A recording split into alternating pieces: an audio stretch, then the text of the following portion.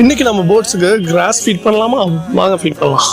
நம்மளோட கேஜ் போர்டை எப்பவுமே ஆக்டிவா வச்சுக்கிறதுக்கு நிறைய new kind of enrichment foods வந்து நம்ம தேடி தேடி கொடுக்கணுங்க. ஏன்னா பேர்ட்ஸ் எப்பவுமே வந்து வைல்ட் லைஃப்ல இருக்கும்போது நிறைய ஆக்டிவா நியூ ஃபுட்ஸை வந்து தேடி போகும். இதுல ரொம்பவே எசென்ஷியலான ஒன்று அப்படின்னு பார்த்தீங்கன்னா நிறைய கிரீன்ஸ் வந்து பேர்ட்ஸுக்கு வந்து ரொம்பவே பிடிக்கும்.